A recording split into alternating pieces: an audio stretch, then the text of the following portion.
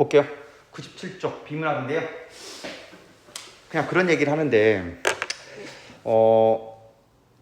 내가 수능 국어를 잘 하려는데 요즘 비문학이 굉장히 어렵다고 하잖아요.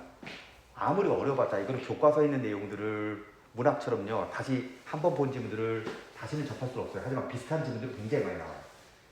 그러면 시험 범위가 정해져 있지만 그거를 일률적으로 정할 수는 없어요. 그러니까 꾸준히 우수한 문항들, 그러니까 기출문제들 풀어보면서 얘네들이 자주 접하고 외우는 게 아니라 보고 이해하는 연습을 해야 돼요. 보고, 놓고 이해한다. 알겠지? 그런 연습을 충실하게 해야 돼요. 외울 필요 없어요. 알겠지? 그 중에서 필수되는 어휘, 그 정도만 알아두고 자주 나오는 개념은 자연스럽게 필수로 하고 보고 이해하는 연습을 하는데 대부분 내용 보면 복잡하고 어려워서 깊이 있게 파고들어서 틀리는 것보다는 되게 쉬운 부분에서 헷갈려서 틀리는 경우가 되게 많습니다. 알겠지? 그러니까 그런 부분들은요 예제들을 많이 풀어보면서 이해 연습도 해줘야 되는 거예요. 자, 가세요. 자, 오늘은 금리와 할인율 나왔지만 이 금리가 오늘의 주인공이에요. 많이 들어봤지? 근데 금리가 뭐라고 생각해요? 한번 생각해보자. 금리가 뭐라고 생각해요? 몰라요? 그럼 이따가 다시 접하게 될 겁니다. 금리는 이자율이에요. 우리가 돈을 빌리거나 빌려줬으면 이자가 붙지 않아요? 그럼 그 이자는 이자율이라는 게 숫자가 있거든? 거기에 맞춰줘야 됩니다. 예를 들면 내가 100만 원을 예금했지. 은행에서 10% 이자를 준대요. 그럼 이자 얼마 받는 거예요? 100만 원을 예금했는데 1년에 10% 이자를 준다고 했지. 그럼 1년 뒤에 내가 이자 얼마 받는다는 거예요? 100만 원 당연히 받는 거고. 100만 원 줘요? 이자 10만 원 더 줘야 되죠. 그래서 총 110만 원을 받게 된다. 그게 이자율이라고요. 알겠어요? 자, 근데 이 할인율은요, 할인율은 모의고사에, 그러니까 할인율은요, 출제가 딱 2번 됐거든요. 근데 그 중에 한 번이 임팩트 강하게 수능이었어요. 예. 그러니까 할인율은, 근데 금리는 이자율인데, 이자율은 좀 강해요. 왠지 알아? 근데 예금 해봤잖아. 그리고 이자라는 게 뭔지 알죠? 근데 할인율이라는 것은 일상생활에서 자주 접해본 일이 없기 때문에 설명을 읽어도 좀 이해가 안 되는 경우가 있어요. 알겠지? 근데 보통 이렇게 이해가 안 되는 것은 본문에 충실하게 보면 됩니다. 요 지문만 이해하면 돼요. 알겠지? 요 지문만 이해하면 되는데 밑줄 친 거 이거 보세요. 할인율은 이자율과 유사하지만 역으로 적용되는 개념. 이렇게만 이해하면 돼요. 알겠지? 할인율은 뭔지 모르겠어요. 이자율의 반대라고 했잖아요. 예? 그럼 뒤에 부분 읽어볼까? 현재 이자율이 10%라면 올해의 10억 원은 내년에 얼마가 된다? 야, 10억을 맡겼지? 이자율이 연 10%죠? 내년에 1억의 이자를 받게 되지? 그럼 원금 10억에다가 1억을 받으니까 11억 원이 되는 거예요. 이해돼? 그러면 이거는요 10억의 이자율 10%를 더하면 11억이 된다 이런 얘기거든? 요거 이해되지? 그런데 이것의 역개념은요 그러면 1년 뒤에 받게 될 11억은 지금 뭐하고 똑같다는 얘기예요? 10억하고 똑같다는 얘기죠. 이럴 때는 역으로 할인율 10%를 한다는 얘기예요. 예, 근데 솔직히 이해가 잘 안 되죠. 할 필요 없어요. 요 사례만 잘 이해하면 돼요. 알겠지? 지금 10억은 이자율 10% 더하면 내년에 11억이 돼. 그럼 내년에 11억은 이자율이 10% 더해진 거니까 할인율 10%에서 지금의 10억하고 똑같아. 이런 얘기를 하는 거거든. 선택지에도 그것과 유사하게 깔끔하게 그 내용만 물어보는 거지 깊이 있고 고도의 이해를 요구하는 거 안 나와요. 그래서요. 실패 사례 보여줄게요. 실패 사례는 예전에 이게 수능이 아주 오래전에 나왔는데 그 아이가 망했어요. 왜 망한 줄 알아요? 뭐에 말렸는지 이 내용을 보여서 나는 할 수 있다를 외치면서 계속 보면서 이해하려고 했다. 예, 아유 그럴 필요 없어요. 결벽증 버리고요. 문제에서 뭐가 나오는지 요구하는데 선생님이 약속할 수 있는 거는 어떤 이해가 안 되지. 선택지도 이해가 안 되는 내용이 나오는 것보다는 선택지는 이게 복잡하고 어려운 내용일수록 선택지는 굉장히 간단한 사례 중심으로 나옵니다. 이해가 안 돼도 딱 맞춰보면 돼요. 11억의 할인율을 적용하면 10억 된다. 요 정도만 선택지 나올 거예요. 알겠죠? 자, 그럼 오늘의 주인공은 할인율이 아니니까요. 요 정도만 이해하면 돼요. 알겠어요? 그러면 넘어갈까요? 넘어가면 요 지문 볼게요. 98쪽. 자, 지문 선정 이유는 이게 가장 어려서가 아닙니다. 금리에 관한 내용들은 아주 자주 나오거든. 근데 자주 접해서 읽다 보면 자연스럽게 지겨울 정도로 나옵니다. 알고 있다고 치고 나는 게 없어요. 금리를 소재로 하는 글들은요. 금리가 뭔지 꼭 설명해. 그게 금리의 종류를 일일이 다 설명해. 자꾸 풀다 보면은 또 나왔어 하고 지겹도록 익히게 돼요. 자, 됐어요? 자, 그러면 우리 독서할 때요, 항상 중요한 건 첫 번째 단락 독해가 되게 중요합니다. 뭐에 대해서 설명하는지 봐야 되거든. 여기 있는 거 다 줄칠 필요 없어요. 내가 충분히 이해할 수 있는 건 그냥 넘어가면 돼요. 자, 봐봐. 빌린 돈에 대한 대가가 바로 이자예요. 자, 그리고 원금에 대한 이자의 비율을 금리라고 합니다. 금리가 포인트예요. 자, 금리하고 똑같은 말이 뭐예요? 이자율. 이렇게 얘기하지? 자, 그러니까 금리랑 똑같은 말이 이자율. 쉬운 말이 이자율. 이걸 어렵게 표현하면 금리. 이렇게 되는 거지? 자, 그런데 금리의 흐름을 제대로 파악하면 좋다는 얘기를 하고 있는데 중요한 건 이거예요. 요거. 자, 중요한 거는 여기 마지막에 그렇다면 금리의 흐름을 예측할 수 있는 방법은 없을까? 우리한테 쓸데없이 질문 던지지 않아요. 얘네 빠르게 읽어나가면서 자, 금리의 개념을 잡아줬지? 금리가 이 자리야. 근데 금리의 흐름을 예측하면 좋대요. 금리의 흐름을 예측하는 방법이 뭘까? 항상 생각해. 이 그림 포인트가 있어요. 주저리 여러 가지 얘기가 있지만 포인트는 금리의 흐름을 예측할 수 있는 방법. 뭐? 이자율의 흐름을 예측할 수 있는 방법이 있나 봐. 근데 이자율을 읽어낼 수 있다면 투자도 잘 할 수 있겠지? 어떤 때 예금하고 어떤 때 대출을 받는지 예측할 수 있는 거잖아. 자, 그러면 넘어갈게요. 두 번째 단락은요. 자, 두 번째 문장에 별표 쓴 거 보세요. 이런 식으로 있잖아.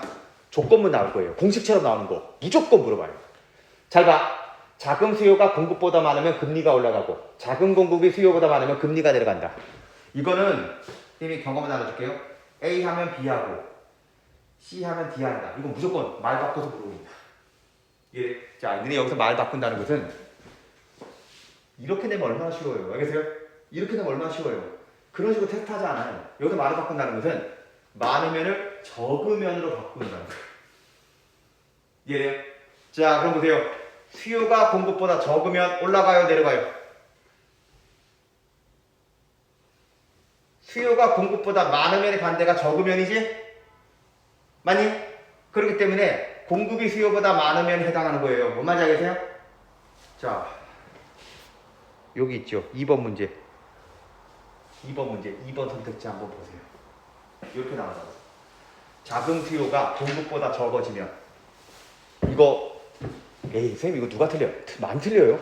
왜 틀린 줄 알아요? 눈으로 보니까. 이건 끊어. 결과적으로 금리가 오른다라고 했죠. 그러면은 눈으로 보면은 수요가 공급보다 적어지면 본문에는 많아지면이라고 나왔잖아. 그러면은 요게 언뜻 이해가 안 되면 손으로 메모해. 간단하게 수요와 공급 부등호 뭐가 더 높아요? 수요가 공급보다 적다라고 했죠. 수요가 공급보다 적다라고 했잖아. 그리고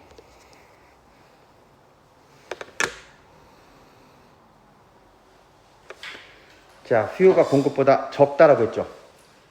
그러면 공급이 많다는 얘기예요. 공급이 수요보다 많은 거니까 얘들아 금리가 올라가는 거야, 내려가는 거야? 공급이 수요보다 많다는 얘기잖아요. 알겠지? 그러면 금리는 내려갈 수밖에 없어요. 그러니까 요건 틀렸습니다. 됐지? 그렇게 보는 거야. 자, 그리고 요것도 이해 연습해 볼까요? 여기서 수요와 공급이란 말은 정도는 알고 있지? 수요를 원한다는 거고 공급은 준다는 얘기잖아요. 그러면 자금은 돈이죠. 자, 이렇게 보면 돼요. 돈을 빌리고자 하는 사람은 많아. 빌리고자 하는 사람은 많아. 근데 빌려주는 사람은 적어. 빌리고자 하는 사람 많은데 빌려주는 사람은 적어. 그럼 빌려주는 사람은 이자율을 올려도 되겠지? 아니, 내 돈 빌리는 사람은 굉장히 많아. 하지만 돈을 빌려줄 수 있는 사람은 적어요. 그럼 빌려줄 수 있는 사람은 내 마음대로 이자율을 손줘야 되지 않아요? 그러면 봐봐. 빌리려고 하는 사람은 적어. 근데 빌려주는 사람은 많아. 그럼 어떻게든 나한테 돈을 빌려서 조금이라도 이자를 받게 하려면 이자를 깎아야 돼. 뭔지 알겠어요? 자, 보세요. 그러니까 이렇게 보면 돼. 대출을 하려는 사람이 많아지면 은행이 이자율을 올리는 거야. 그럼 대출하는 사람이 적어지면 은행은 살아남아야 되겠지. 낮은 이자라도 수익을 올려야 되겠지. 그럼 이자를 깎아야겠죠. 알겠죠? 뭐 그런 얘기입니다. 자, 그리고 세 번째 단락은 되게 중요한 내용인데 세 번째 단락은 물가가 변하면 같은 돈으로 재화와 서비스 살 수 있는 구매력도 달라지고 그리고 실질적인 금리도 달라진다라고 했는데 얘들아 그러면 여기서는 연관성 있는 게 물가라는 지표와 구매력이라는 지표와 실질적인 금리가 서로 관련이 있다는 얘기를 하는 거예요. 알겠지? 자 그럼 물가가 오르면 물가가 변하면 실질적인 구매력도 달라지고 구매력이 달라지면 뭐도 달라진다?